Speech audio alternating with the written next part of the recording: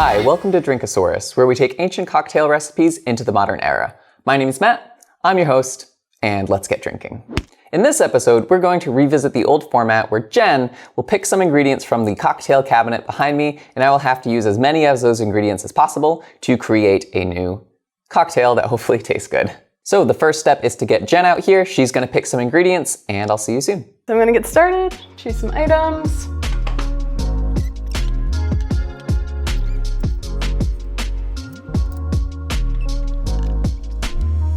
Okay, so Matt asked me to pick out 4 items.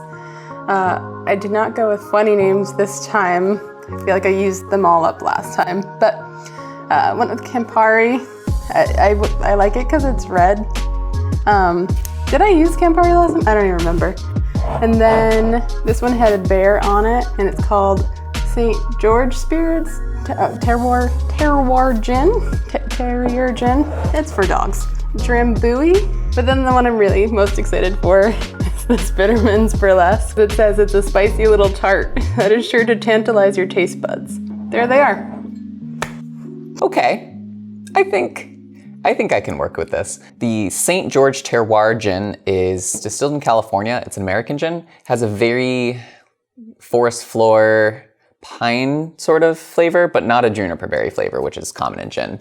I used this in episode 3 to make an old fashioned. So I like this gin a lot. The problem is it really overpowers the drink, so you have to be careful with it. But this is going to be my main spirit. These, if I use both of them, would be my modifiers. So Campari is something I use a lot. It's pretty common. It has a bitter herbal taste. And Drambuie is a new ingredient, as you can tell by the almost full bottle. It smells a lot like an Irish whiskey. Yeah, it's made with Scottish whiskey, so it's made with Scotch. And it's also 80 proof, so it's pretty strong. That might be weird with the gin, but I think since these ingredients aren't too weird, I can work with all of them. Finally, we have the Burlesque Bitters. Wow. And these are also new, and I forgot what they tasted like. So I'm going to taste them in a very slightly unsanitary way. I can't describe what they taste like, but they're acidic and spicy. And let's see what ingredients are in here. Hibiscus, oh God. Acai berry? How do you say it? Acai. Acai, wow, sounds like we got an expert here. And long pepper? What's a long pepper? Is it like one of those moondrop grapes that are uncomfortably long? Hillary Long Pepper.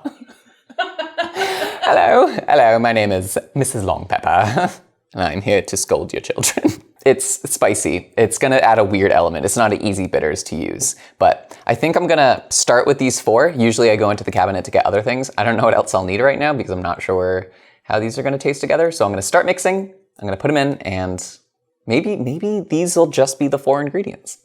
So let's actually get to mixing. We will start with our mixing glass because I don't have any ingredients that I'm going to shake yet. I probably won't, but we're going to mix our ingredients today, and I am going to I think I want to stick to a 1:1:1 ratio like the Negroni, mostly because I don't want to feature this spirit too much because it's a lot. But I'm going to probably start with an ounce. Yeah, let's just go for it. I'm overthinking it. We're gonna put an ounce of our St. George gin. And I like to start with my spirit because typically the spirit is the most featured part of your drink. I don't know why, but I had the inclination to explain that, like, even though it's clear and you can't see it, it's being poured like as if it wasn't a color. It's like, for those of you at home, trust me, I did pour something in there.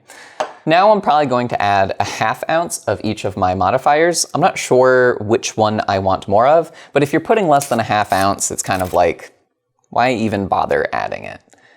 That's a lie. Some ingredients are very potent, but for this challenge, we're gonna at least put a respectable amount. So there goes the Campari, and as you notice, the drink is now red. And we'll add a 1/2 ounce of Drambuie. Between the Drambuie and the gin, this is pretty spirit forward. So I might add another ingredient to make it less so. I haven't tasted it yet. Usually I taste a lot at this point, but I do want each of the ingredients in there. So I'll add probably about half a dropper's worth of the Burlesque Bitters. If I was being responsible, I would taste it before and after the bitters just to understand what they're doing in the drink, but let's be risky. So I'm gonna take my bar spoon, give it a little zhuzh, and see how it tastes so far, and hope for the best. Crap, it's good, but it's not great, but it's good. And I don't know if I wanna mess it up.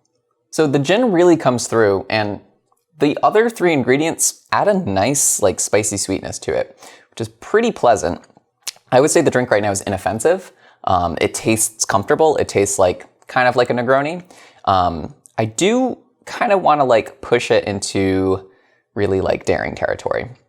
So what I think I'm going to do is quickly add a 1/4 ounce more of our Campari and Drambuie. That'll put them at 3/4 of an ounce each. Because right now the gin, stealing the show. I can empathize. Don't put that in. Please put that in. Another 1/4 ounce of Drambuie. And I really like the spiciness that the Burlesque Bitters add. So I'm gonna put a little bit more of those as well. Give it another little taste. I don't know if I want citrus sweet or savory sweet. I want something sweeter. Maybe just a vermouth. Okay, I have an idea. I am going to add some cherry. This is Cherry Heering. It's made in Denmark, and it's a pretty classic cherry liqueur. It has a lower alcohol content than something like Luxardo Maraschino, so I think it'll help in my goal of bringing the spirit content down a bit. So I'm gonna add a 1/2 ounce. Ooh, and it's even more red. Red Robin. Oh, splashed. That is really good. The cherry added not only a sweet element to it, but it just made it deepened the flavor. It was very herbal before, but adding that other flavor component just makes the mouth go, So this drink is tasting good enough to mix. So let us get rid of our measuring cups, get our ice, pour it in, and we will mix this for the right amount of time.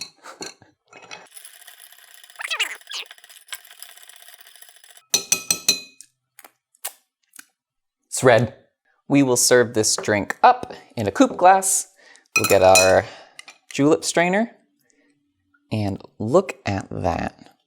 Beautiful. And since we use Cherry Heering, we are going to garnish with, some original maraschino cherries, which are kind of expensive, I will say.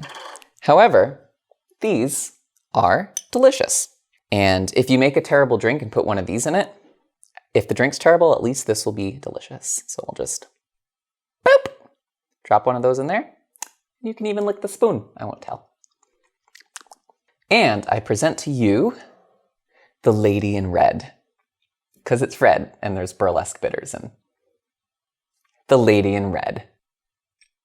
I like it. It's a nice gin drink with some notes of cherry.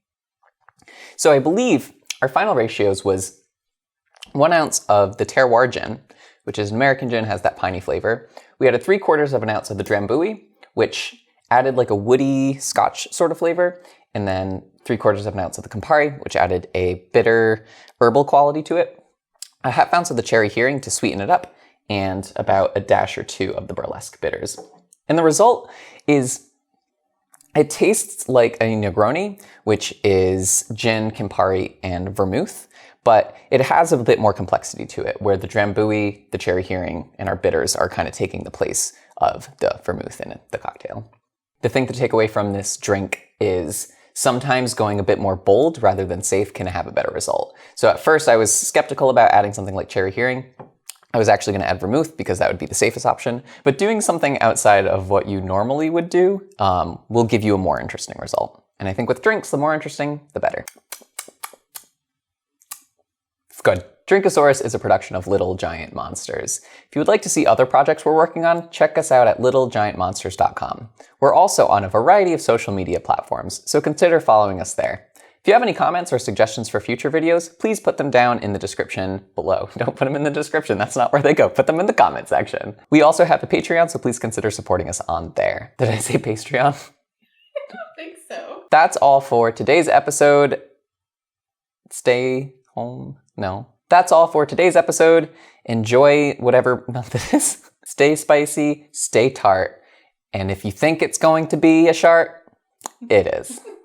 Keep on creating and drink responsibly. Goodbye.